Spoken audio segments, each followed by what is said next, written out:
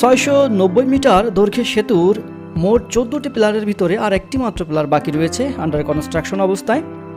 সেটি হয়ে গেলে সেতুটি পরিপূর্ণতা লাভ করবে। বন্ধুরা দেখতেই পাচ্ছেন সেতুর এই মাঝখানের এই প্লারটি হয়ে গেলেই মূল সেতুর রূপ লাভ করবে সম্পূর্ণ পরিপূর্ণতা, এবং মাঝখানের এই যে 200 থেকে 250 ফিট এখানে কোনো প্লার হবে না। এই বিষয়ে বিস্তারিত ভিডিওর মাঝখানে কথা বলবো।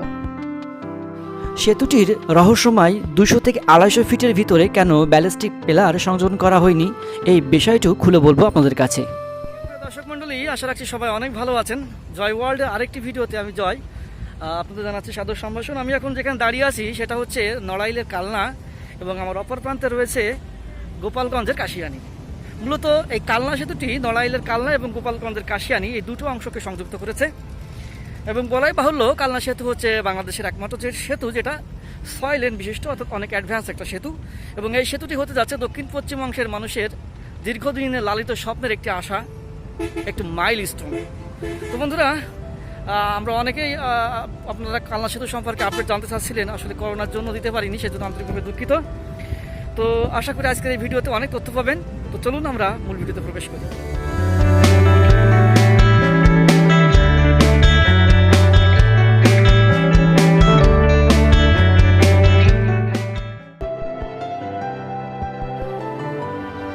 সুপ্রিয় দর্শক শ্রোতা, আমরা এখন নড়াইলের কালনা অংশে সেতুর যে পারে রয়েছি। এখানে আপনারা দেখতেই পাচ্ছেন মূলত মূল সড়কটাকে 4 লেনে উন্নীত করা হচ্ছে, কারণ আপনারা সবাই জানেন সেতুর দুই পাশে 4 কিলোমিটারের আপ্রোচ সড়ক হবে। সেই আপ্রোচ সড়কের কিছু অংশ আপনারা দেখতে পাচ্ছেন এখন।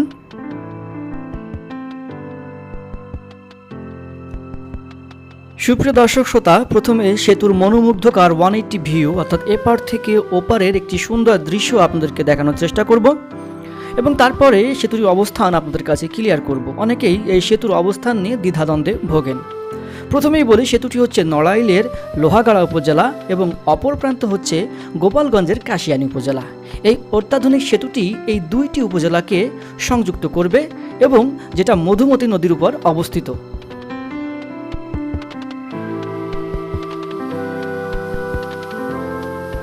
দেখতেই পাচ্ছেন বন্ধুরা, মাঝ নদীতে সব ধরনের প্লার এবং প্লারের হেড তৈরি হয়ে গেছে, এবং সেতুর মাঝ বরাবর যে বিশেষ অংশ রয়েছে এই বিষয়ে আপনাদের সাথে কথা বলবো। এই অংশটুকু দিয়ে ভারী যে কার্গো বা শিপমেন্টের ব্যবস্থা আছে সেইখান থেকে পণ্য পরিবহন চলবে, কারণ আমরা জানি মধুমতি নদীর সংস্কার কাজ হচ্ছে। এখান থেকে দক্ষিণ পশ্চিম অঞ্চলে যশোর, বসুন্ধিয়া থেকে শুরু করে নদীপথে মালামাল পরিবহন করার জন্যই সেতুটি বিশেষভাবে ডিজাইন করা হয়েছে।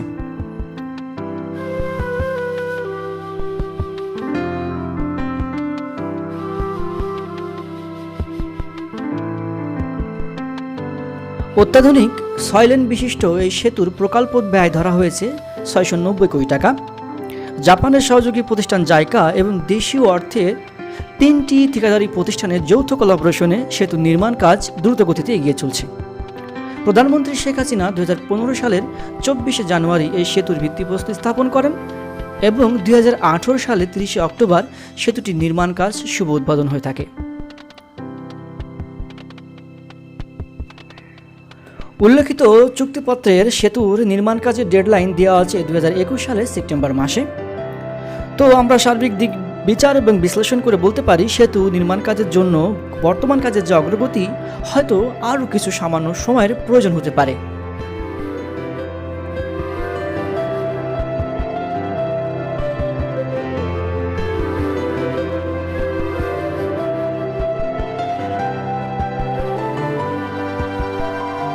সুপ্রিয় দর্শক শ্রোতা, আমরা জানি বাংলাদেশের মেগা স্ট্রাকচার পদ্মা সেতুতে 23 আগস্ট সংযুক্ত হলো সর্বশেষ রোডে স্ল্যাবটি।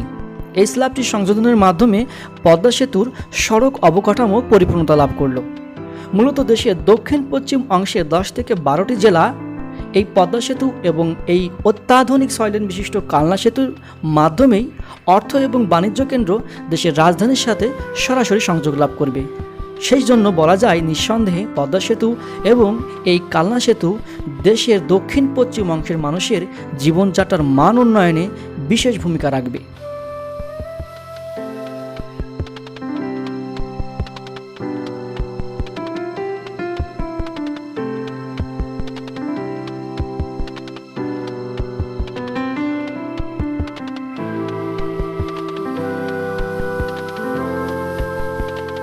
সেতুর মোট 14টি পিলারের ভিতরে আর একটি মাত্র পিলার আন্ডার কনস্ট্রাকশন আছে, এটা খুব দ্রুতই সম্পন্ন হয়ে যাবে।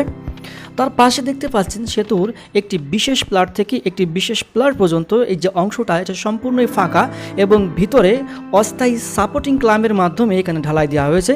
বন্ধুরা, এই অংশটি সেতুর সম্পূর্ণ অন্যান্য অংশ থেকে আলাদা। এই অংশ দিয়ে চলাচল করবে বিভিন্ন ধরনের জলযান এবং পণ্য পরিবহনের জন্য বিশেষ ধরনের কার্গো শিপমেন্ট। এবার বলবো সুপ্রিয় দর্শক, ব্রিজটির মাঝের ডিজাইন কেন এমন করা হলো। আসলে জাপানি প্রকৌশলীরা হচ্ছে সারা বিশ্বের ভিতরে সব থেকে ইকো ফ্রেন্ডলি অর্থাৎ পরিবেশ বান্ধব। ছবিতে দেখতেই পাচ্ছেন জাপানে একটি শহরে কনস্ট্রাকশনের কাজ করার সময় একটি রাস্তার কাজ চলতেছিল। তখন রাস্তার মাঝে খুব অতি প্রাচীন একটি বৃক্ষ এই জাপানি প্রকৌশলীদের কাজের বাধা হয়ে দাঁড়ায়। তারা তাদের সমস্ত ধৈর্য, শ্রম এবং নিজস্ব টেকনোলজি দিয়ে এই গাছটিকেই রাস্তা থেকে সরিয়ে ফেলে, যা সারা বিশ্বের বুকে একটি নজির স্থাপন করে। তো বন্ধুরা, বলাই যায় জাপান হচ্ছে এমন একটি দেশ পৃথিবীতে সবথেকে সভ্য জাতি এবং সবথেকে সুশৃঙ্খল একটি জাতির ভিতরে অন্যতম। এই ব্রিজটির এমন ডিজাইন করার মূল উদ্দেশ্যই হলো মধুমতি নদীকে অনেক দিন ধরে বাঁচিয়ে রাখা।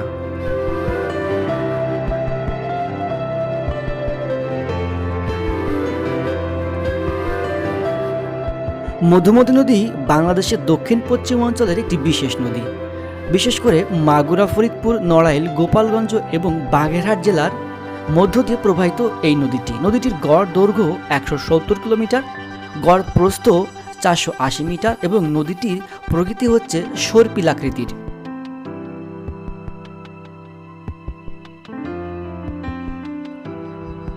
অতি আদরের এই মধুমতি নদী সম্পর্কে আরও কিছু গুরুত্বপূর্ণ তথ্য আপনাদের দিই বন্ধুরা। এটি মূলত মাগুরা জেলার শ্রীপুর উপজেলার নাকল ইউনিয়নে প্রবাহমান গড়াই নদী থেকে উৎপত্তি লাভ করে অতঃপর বাগেরহাট জেলার চিতলমারী উপজেলার কলাতলা ইউনিয়ন পর্যন্ত প্রবাহিত হয়ে শালদাহ নদীতে পতিত হয়েছে। শুষ্ক মৌসুমে নদীর পানি একেবারেই নিমজ্জিত অবস্থায় থাকে এবং ভরা বর্ষার মৌসুমে নদীর দুপার বন্যার পানিতে প্লাবিত হয়। মূলত দক্ষিণ পশ্চিম অংশের জীবনযাত্রা এবং কৃষিজ, আর্থসামাজিক এবং সর্বোপরি পরিবহনের জন্য এই নদীটি খুবই গুরুত্বপূর্ণ। তো সেই কারণে গতানুগতিকভাবে যদি ব্রিজ তৈরি করা হতো, ব্রিজের ব্যালিস্টিক পিলারের কারণে নদীর তলদেশে পলি জমে জমে আস্তে আস্তে মধুমতি নদীটি মারা যেত।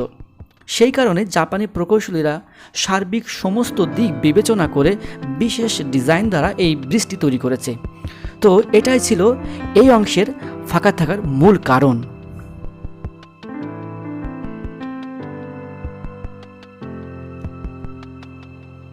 সুপ্রিয় দর্শক শ্রোতা, আজ এখানে ভিডিওটি শেষ করব। খুব দ্রুতই পরবর্তী সপ্তাহে আমার নতুন ভিডিও প্রকাশ হবে। সবাইকে দেখার অগ্রিম আমন্ত্রণ রইল।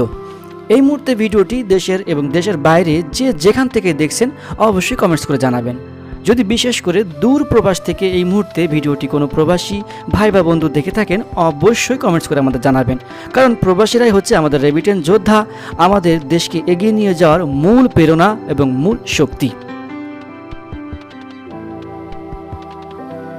আর একটি ছোট্ট অনুরোধ রইল সুপ্রিয় দর্শক শ্রোতা, যদি ভিডিওটি ইনফরমেটিভ মনে হয় তাহলে অবশ্যই লাইক, কমেন্টস এবং শেয়ার করবেন বন্ধুদের মাঝে। আর লাইক কমেন্টস করলে একটু ভালো লাগে, ভিডিও তৈরি করতে উৎসাহ তৈরি হয় মনের ভিতরে। তো সবাই ভালো থাকবেন, করোনা মহামারীর ভিতরে নিজের প্রতি খেয়াল রাখবেন।